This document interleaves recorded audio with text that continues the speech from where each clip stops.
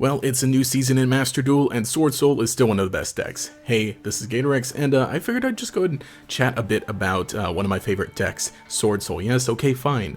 It is a really good deck, or at least, it was the top deck for a while, and somehow it's still good in Master Duel. Of course it's your favorite. No, you don't understand. I love worm monsters, I love synchro summoning, so of course, we've gotta love this deck here. So I'm gonna go over it and discuss some things. So what makes Swordsoul Swordsoul? Well, every main deck monster of the Archetype has the ability to special summon a token in some way. This token is the tuner of the deck. Every one of the other main deck monsters are not tuners. The deck is really good at summoning level 8 and level 10 synchros, which include its very powerful boss monsters as well as some other useful level 8s and level 10s. So let's get into the list here. Well, the main deck thing, obviously, is we got Maxi, we got Ash Blossom, Master Duel Tax. We're going to skip over these for a bit, I'll come back to those.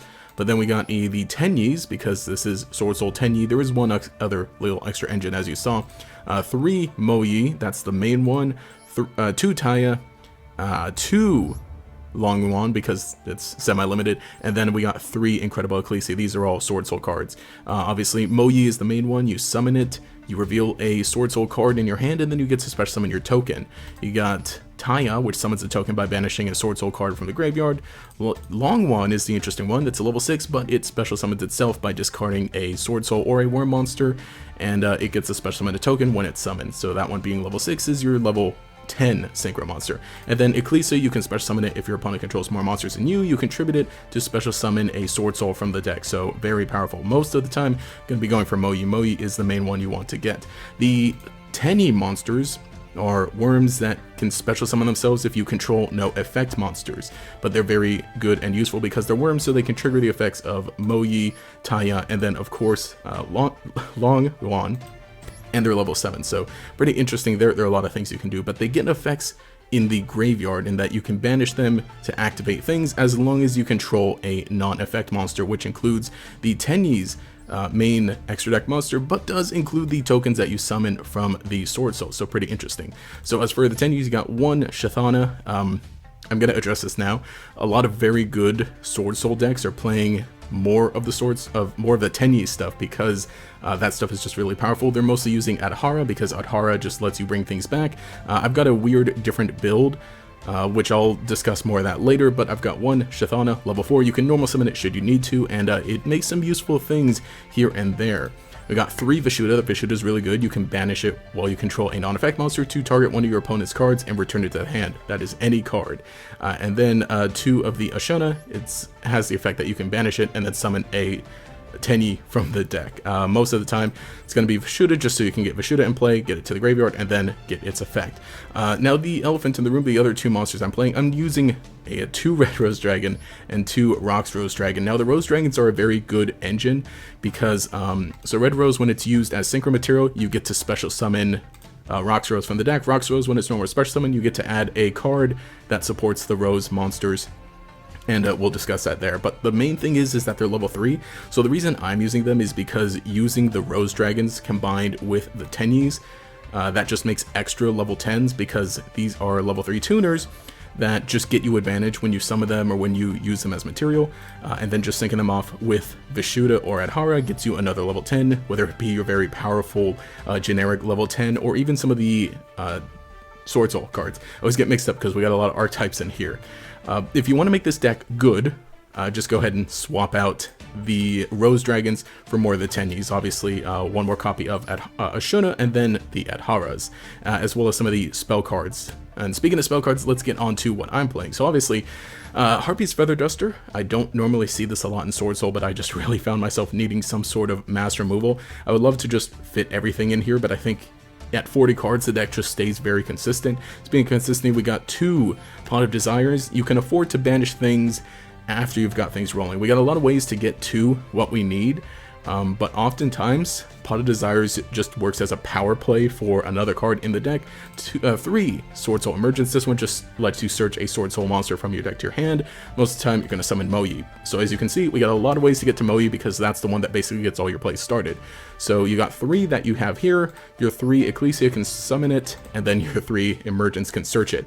But it also works very well as baiting out Ash Blossom if you have this, as well as, let's say Ecclesia. Then we got 2 Secret Summit. I think A lot of other decks tend to cut this or, you know, drop it to 1. This one is just Monster Reborn for one of your Swordsoul monsters. You can just summon any worm monster if you control a Synchro monster, but for the most part is that it just lets you get things going. These have extra effects when they're banished from the graveyard, letting you modulate your monster's levels, which can come in handy. Got 2 Called by the Grave, one of the Basil Rose Shoot. This is the interesting thing here that you can search off of Roxos Dragon, and if you draw it, it lets you, it's useful because it lets you special summon a Rose Dragon from your hand or graveyard. So that's part of the engine there.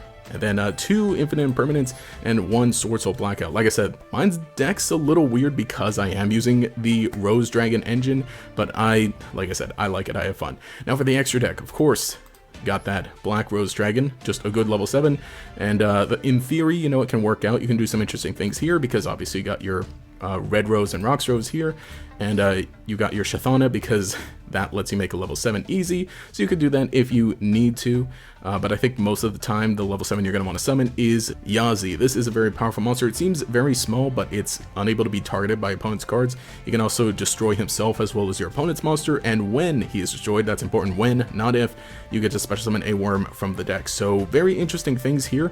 In a few situations, I've just basically run out of nearly any play, but I was able to end with a Yazi here, or at least, you know, get to a point with a Yazi, destroy itself, and then just search out a Moyi because I hadn't used a Moyi. You know, very interesting things you can do here, but good. 1 Crimson Blader, it is very useful against decks that are summoning big monsters, so it's there. Got 2 Bashia. This one is a very good card. It's another level 8 and pretty easy to summon in the deck, and its effect is that when it's summoned, you can target cards on the field equal to the different attributes used to summon it and shuffle them back into the deck. The thing is though, if you make it with Moyi, because the Swordsoul token is a water attribute and Moyi is a water attribute, so if you make it with them, then you only get to shuffle back 1 card. I think the better play, obviously, is to summon with Taya. Taya is a wind attribute, and it, again, you know, with the token that's water, that's going to be 2 cards you get to shuffle back. It can also cycle itself. The boss monster, at least, you know, the first boss monster, we got Swordsoul Grandmaster Qishao. This one's a level 8, again, very easy to make with your Moyu, so that's the first step you do. And this one has 2 effects, but you can only use each effect once per turn. The first one is that when it's summoned, you can add 1 Swordsoul card from your deck to your hand, or you can send it to the graveyard, either one. The other effect is that as a quick effect, you can banish 1 Swordsoul card from your graveyard, and then target 1 monster on the field, negate its effect. So pretty useful. So obviously on your turn, you're going to use it to search, and then on your opponent's turn, you'll at least have 1 negate. I found myself needing a level 9, so I just put Ravenous Croc Dragon here. You could swap it for whatever else. I might swap it out, actually, for maybe a different level 10 or just something else useful. Just random situations I found myself needing a 9, just because my opponent had, you know, maybe modulated my levels, or maybe just things didn't add up right. Baron de Fleur, very good monster. It's able to negate. It's a level 10, easy. The main line is, you know, your main first turn end board is going to be 1 Qishao and then 1 Baron. The main level 10 is Swordsoul Supreme Sovereign Cheng Ying. This one's very crazy monster. Level 10, of course, though, again, you know, mostly you're going to be summoning Baron because it just has a good negate effect. But, you know, later, if, you know, on turn 3, if things last that long, and you need to summon this, you can. This one's crazy too. It gains 100 attack for every banished card, and your opponent's monsters lose 100 attack for every banished card. Because this deck cycles through banishing stuff, it can get pretty big, and of course, with Pot of Desires, that's just an extra 1,000 attack that it gains, an extra 1,000 attack that your opponents lose. So interesting. This one too has got some other weird effects too, but like, I say weird, but it's just like interesting how they're worded out. But it can be crazy too, is that if it would be destroyed, you can banish 1 card from the graveyard instead, and when a card is banished, you can banish another card on your opponent's field and graveyard, and that'll trigger off of any other card, including Qishao, and including anything else you got here. So this guy can get big. Got 1 copy of Evil Long Yuan. This one is another big level 10 with a lot of effects, but the main thing is that it can burn your opponent when they activate a monster card, and you get to banish that monster. Or it's the other way around, you banish the monster when it's summoned, and then you burn them for 1200, and it can do that with a spell also. So it's very good for continuous spells or field spells. That's a way to out that. But again, just the fact that, like, I think it's best to start off with Baron as your 1 level 10 for the turn, you know, these are here. You know, in a world where Baron ends up getting banned on Master Duel, then, you know, this is probably going to be the first turn play. Then we got 2 Monk and Tenyu. You summon this off of your regular Tenyus, and then it lets you trigger the effect because it's not an effect monster. Got 1 Shaman, so it's interesting, lets you summon that stuff back. And then I've got a Aplosa, just because, just, you know, extra little thing. But obviously most of the stuff you're going to be summoning is your Chixiao and then your Baron. So let me just show you a bit of how the deck works. So I'm just going to show you a very basic first turn. This isn't going to be, you know, an exciting duel or anything, but first here, a pretty good opening hand. I guess the main thing is we got the Swordsoul Emergence, so we get to search a card. Although on one hand, this could be Ash Blossom, but right now I have the Called by the Grave in hand, so it can be used for that. And if they happen to have Maxi, we got Ash Blossom. So good on that front. Again, you know, the only downside is I keep bringing it up, but like the Rose Dragon, sort of a dead card, but like I said, interesting stuff that you could do. So obviously search the Moyi summon, and again, the effect requires that you reveal any Swordsoul cards, so that includes the spells. You need to remember that like you will need a card in hand in order to reveal, so thankfully I had the Sacred Summit. So then we just summon the token, sync off for the Chixiao, and then Chixiao is going to activate, and then Moyi is going to activate actually. Which, by the way, Moyi and all of the main deck Swordsouls have an additional effect that activate when they're used as synchro material. Mo uses that you draw 1 card, so again, that is why it is the starter.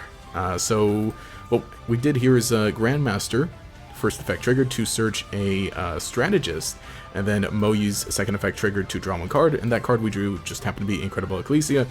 So from here we're going to be activating Long Wan's effect. So we discarded that card, which we revealed for Moyi, which again, you know, just these 2 cards work so well in tandem because you need to reveal a card with Moyi and then you need to discard a card with Strategist. So Strategist discarded and then summon the token. So now that makes our level 10, and then obviously we're going to go for Baron de Fleur. And here, now Strategist effect activates, which is that you burn your opponent for 1200, and that 1200 could come in handy. Had this crazy game the other day where I had to burn for gain. It got to that point. But ending here, we're going pretty good because we've got 1 negate with Baron, so it's going to be a negate on any one thing. Grandmaster is going to be able to negate any face-up monster effect. We've got a Ash Blossom in hand here, and then a Called by the Grave here. So that is 1, 2, 3, 4 negates. Out of a 6-card hand, that is most of the hand.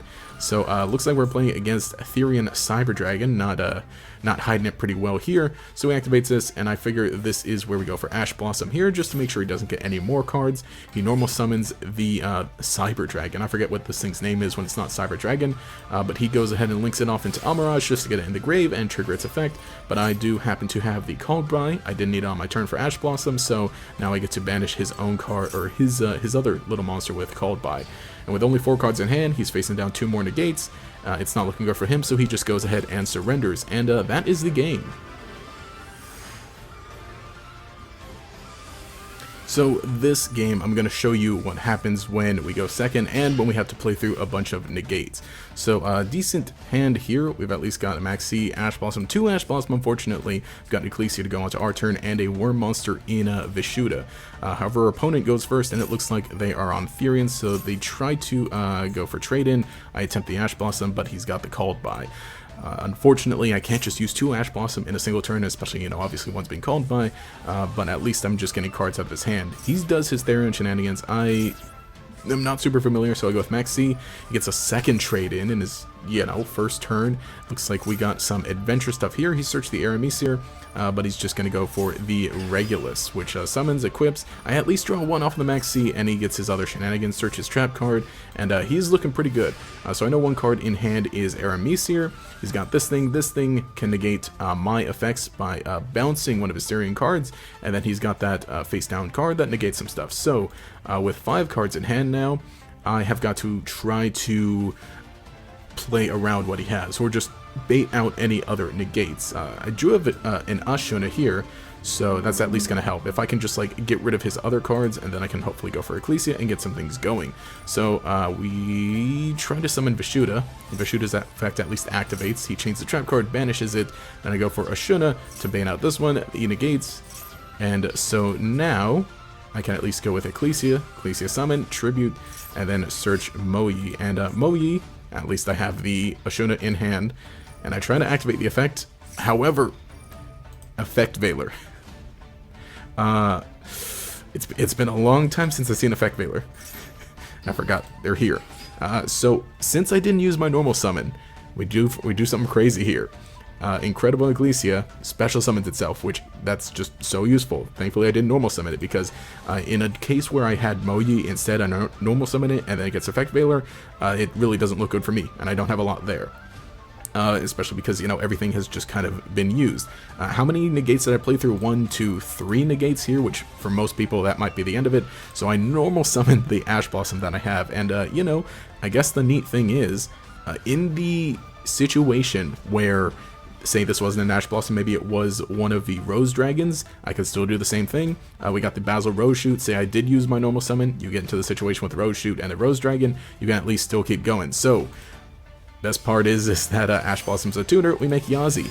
Yazi gets a cool thing here. Moyi actually gets to draw, so Yazi pop himself, pop the monster, and then Yazi gets to summon. So since I already used Moyi's effect, I summon Taya, and then Taya would be able to banish and summon the token and get things going. On top of that, I drew a Pot of Desires, and from there it just rolls. We know the only card he has in hand is Rite of Aramis-Seer, so he just goes ahead and quits here after I attempt to, you know, synchro summon with Taya, because from here it would basically be the end of things, because I'd be able to get Chixiao going, and then from there it's like, then it's basically as if I was going first, and then he has to play around all these negates. However, he'd only have one card in hand, so that's the thing. The deck is mean in that sense, in that like it sets up a bunch of negates itself, but it's pretty strong enough to at least try to play through the other negates that your opponent has.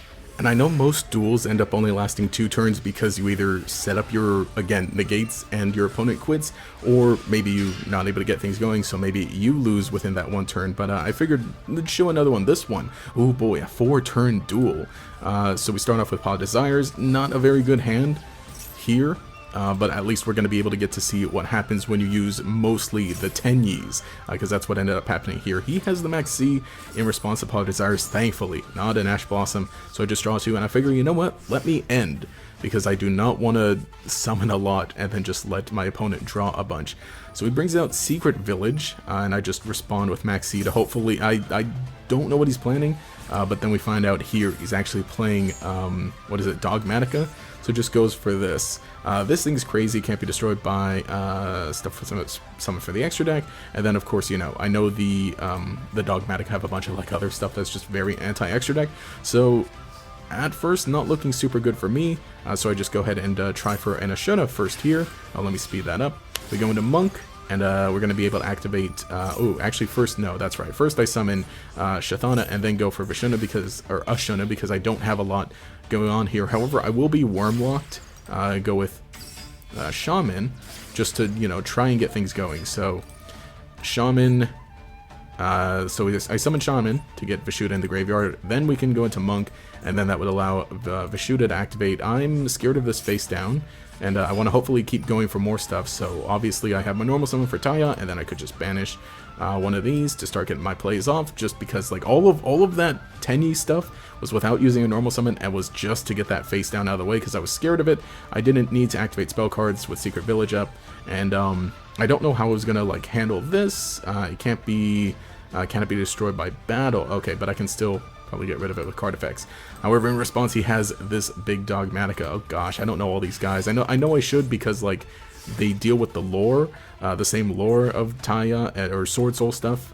So he summons this thing, which he can if there's a monster summoned through the extra deck, which happens to be obviously the Link monsters I have, and then he negates Taya's effect. So unfortunately, Taya can't really get anything off. Thankfully, I drew the Swordsoul Blackout, which will come in handy.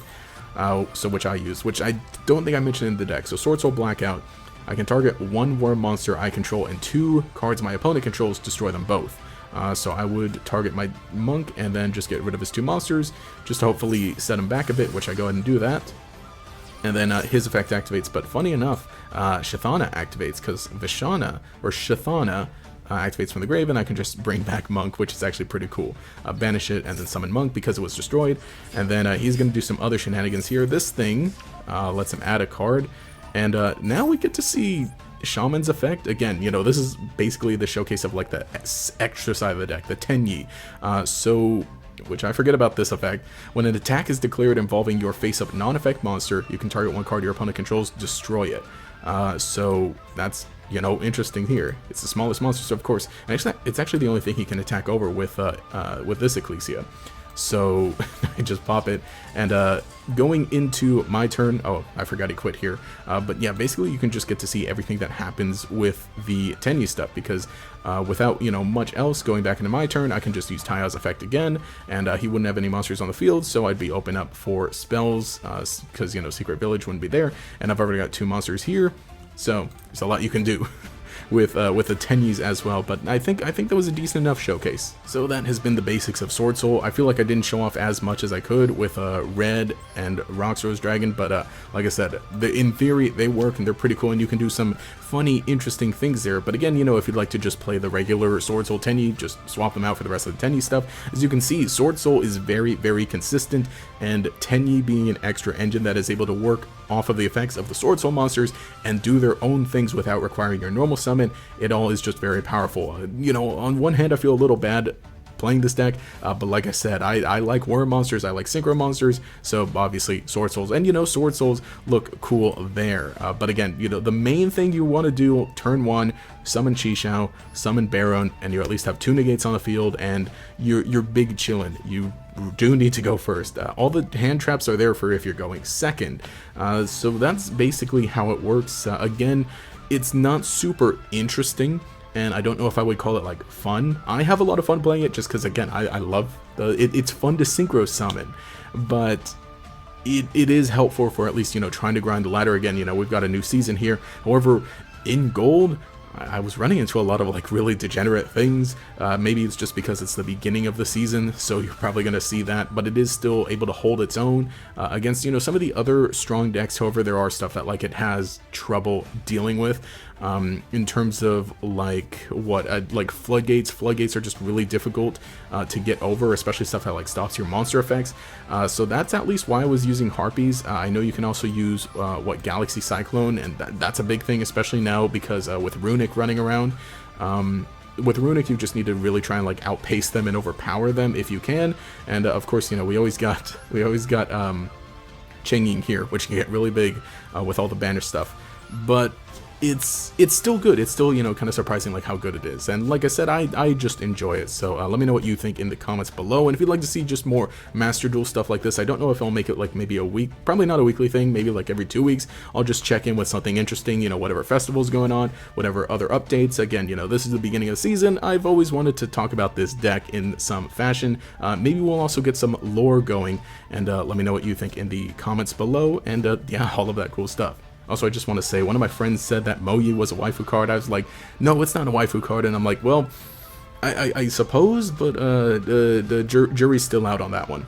Anyway, this has been GainerX. Have a nice day.